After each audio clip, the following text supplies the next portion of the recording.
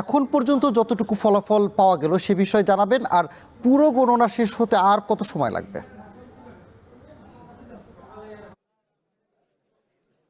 সানি, এখন পর্যন্ত যে ফলাফল আমরা পেয়েছি ৩৯টি কেন্দ্রের মধ্যে কিন্তু ২৮টি কেন্দ্রের ফলাফল আমরা এই মুহূর্তে পেয়েছি।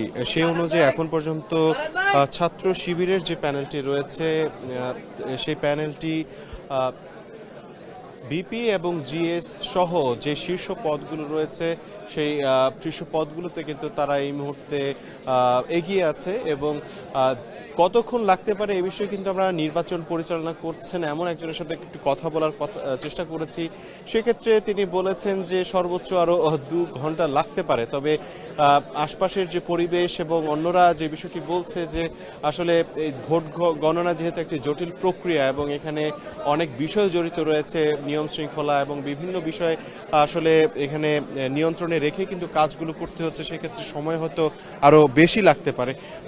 এরই প্রসঙ্গে যেহেতু এসেছে আপনাকে উল্লেখ করি যে এই যশোর নির্বাচনটি কিন্তু ১১,০০০ ভোটার নিয়ে এই যশোর নির্বাচন হয়েছে। প্রায় ৩৯টি কেন্দ্রে কিন্তু ভোট গ্রহণ করা হয়েছে গতকাল বিকেল পর্যন্ত।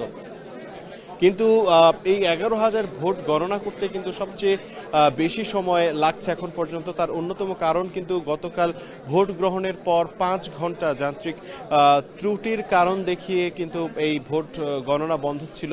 এরপর হাতে গোনা হবে নাকি যন্ত্রের মাধ্যমে গোনা হবে সেই বিষয়টি নিয়ে খোলাসা করে ঘোষণা দেওয়ার পরে কিন্তু তারা এই ওএমআর মেশিনের মাধ্যমে তারা এই ভোট গণনা শুরু করে এবং ৬টি মেশিনের মাধ্যমে আমরা জানতে পেরেছি এই গণনা চলছে। তো সেই জায়গা থেকে আসলে এই গণনা কার্যক্রম আর কতক্ষণ চলবে সেটা আসলে একদম নির্দিষ্ট করে বলা যাচ্ছে না। তবে আগের যেই শিক্ষার্থী সংসদ নির্বাচনগুলো হয়েছে সেই নির্বাচনের যে অভিজ্ঞতা, সেই অভিজ্ঞতার জায়গায় কিন্তু আমরা দেখেছি যে ডাকসু নির্বাচনের পরদিন ভোরেই কিন্তু আমরা দেখেছি যে সেই রেজাল্ট ঘোষণা করা হয়েছে। তবে অন্যান্য যে বিশ্ববিদ্যালয়ে সেখানে ডাকসু থেকে শুরু করে আমরা দেখেছি যে সেখানে নানা ধরনের জটিলতার কারণে ভোট গ্রহণ কিন্তু অনেক দেরি হয়েছে এবং ফলাফলও অনেক দেরি হয়েছে। তো তেমনই একটা অভিজ্ঞতা হয়তো এখানে হতে পারে, এখন পর্যন্ত বলা যাচ্ছে না। কিন্তু গণমাধ্যম কর্মীরা এবং যারা প্রার্থী রয়েছেন এবং ভোটার এবং শিক্ষার্থীরা যারা রয়েছেন সবাই কিন্তু এখনো উৎসুক অবস্থায় তাদের জায়গাটা ধরে রেখেছেন। একটা হাড্ডাহাড্ডি লড়াই এখানে কিন্তু হচ্ছে। এই ছিল আমার কাছে সবশেষ। যশোর নির্বাচনের ফলাফল জানাতে সেখান থেকে যুক্ত ছিলেন সহকর্মী তৌহিদুল।